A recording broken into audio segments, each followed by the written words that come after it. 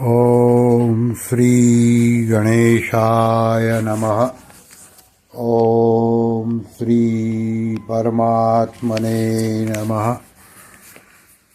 सभी गीता प्रेमी साधकों को सादर प्रणाम के साथ जय श्री कृष्ण। आप सभी को नम्र निवेदन है कि ये जो विवेचन है वो परम श्रद्धेय स्वामी रामसुखदास जी रचित साधक संजीवनी में से है। बहुत अच्छी तरह समझाया है, इसलिए अंत तक जरूर देखिए, अंत तक जरूर सुनिए और कमेंट बॉक्स में कम से कम जय श्री कृष्ण लिख दीजिए। अध्याय 6 श्लोक क्रमांक 14। प्रशांतात्मा विगतभिर् ब्रह्मचारी व्रते स्थितः मनर्संयम्यमच्चित्तो युक्त आसीत मत्परः।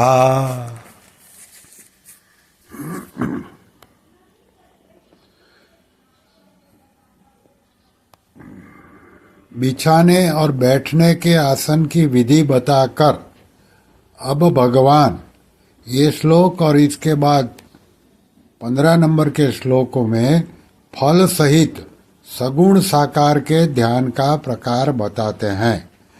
ये श्लोक का हिंदी भाषांतर देखे।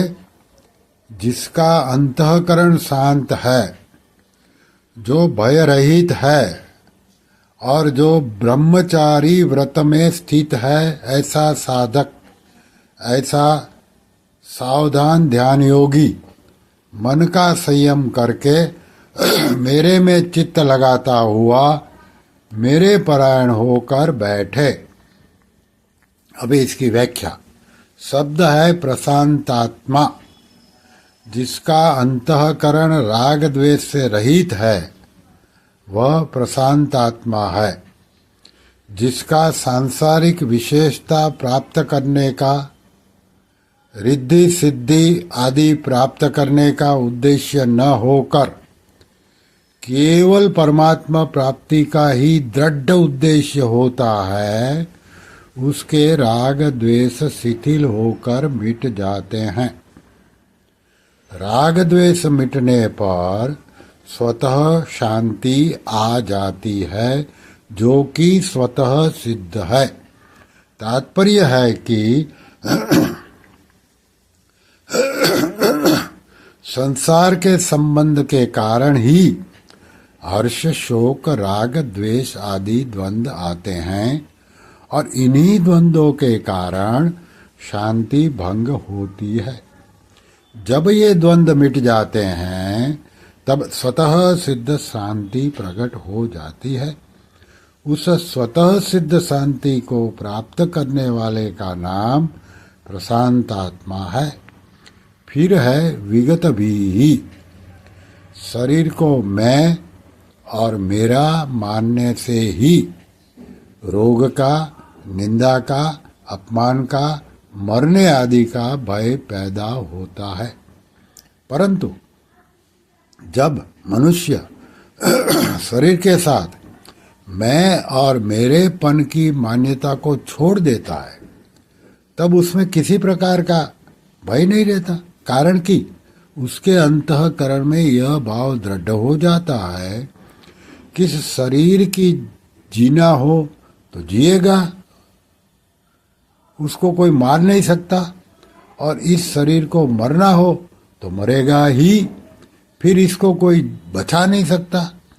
यदि यह मर भी जाएगा तो बड़े आनंद की बात है, क्योंकि मेरी चित्तवृत्ति परमात्मा की तरफ होने से मेरा कल्याण तो हो ही जाएगा। जब कल्याण में कोई संदेह नहीं तो फिर भय किस बात का। इस भाव से वह सर्वथा भय रहित हो जाता है। फिर शब्द है ब्रह्मचारी व्रते स्थितः। यहाँ ब्रह्मचारी व्रत का तात्पर्य केवल वीर्य रक्षा से ही नहीं है, प्रत्युत ब्रह्मचारी के व्रत से है। तात्पर्य है कि जैसे ब्रह्मचारी का जीवन गुरु की आज्ञा के अनुसार संयत और नियत होता है, ऐसे ही ध्यान योगी को अपना जीवन संयत और नियत रखना चाहिए।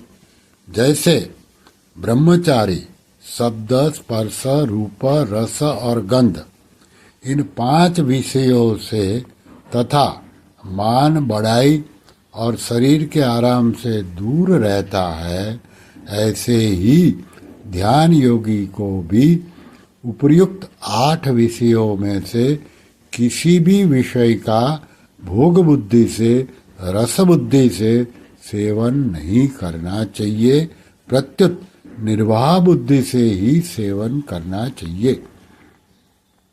यदि भोग बुद्धि से उन विषयों का सेवन किया जाएगा तो ध्यान योग की सिद्धि नहीं होगी। इसलिए ध्यान योगी को ब्रह्मचारी व्रत में स्थित रहना बहुत आवश्यक है। व्रत में स्थित रहने का तात्पर्य है कि किसी भी अवस्था, परिस्थिति आदि में किसी भी कारण से कभी किंचित मात्र भी सुख बुद्धि से पदार्थों का सेवन न हो, चाहे वह ध्यान काल हो चाहे व्यवहार काल हो।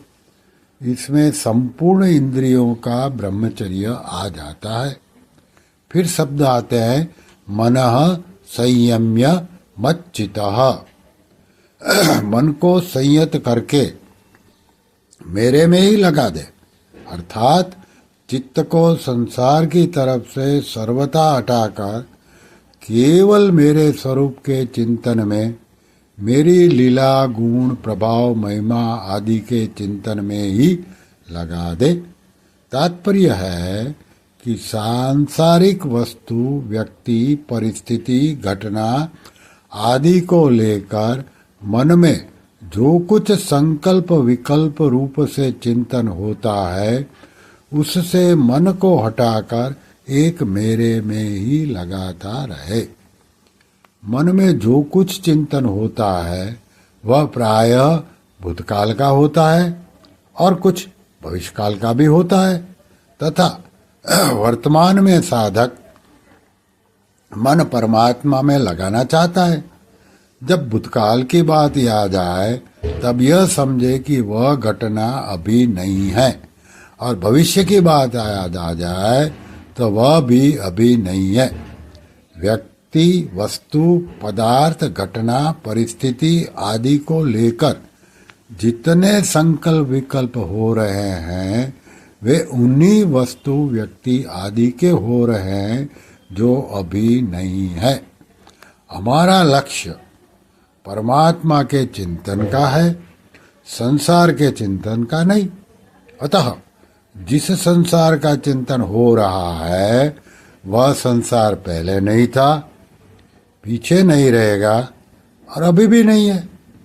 परंतु जिन परमात्मा का चिंतन करना है वह परमात्मा पहले भी थे, अब भी हैं, आगे भी रहेंगे। इस तरह सांसारिक वस्तु आदि के चिंतन से मन को हटाकर परमात्मा में लगा देना चाहिए।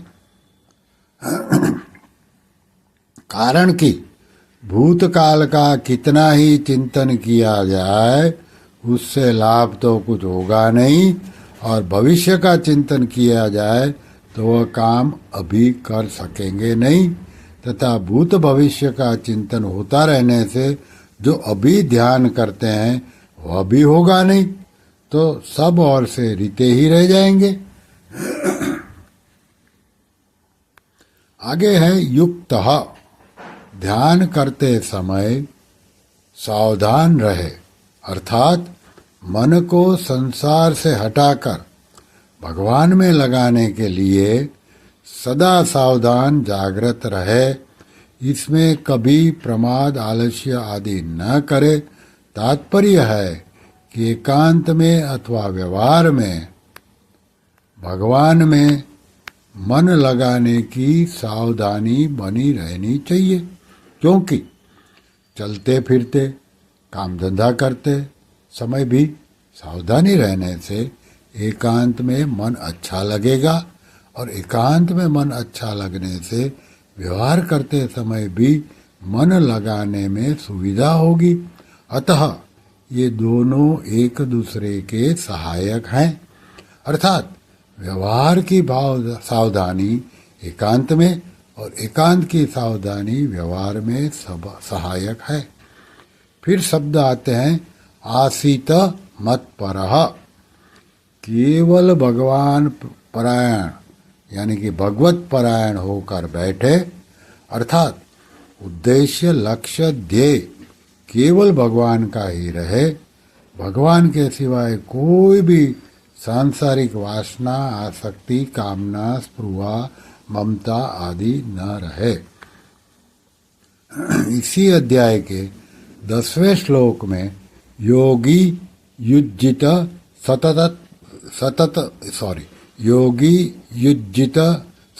योगी युञ्जित सततमात्मानं रहसि स्थितः पदों से ध्यान योग का जो उपक्रम किया था उसी को यहाँ युक्त आसित मत्परः पदों से कहा गया है।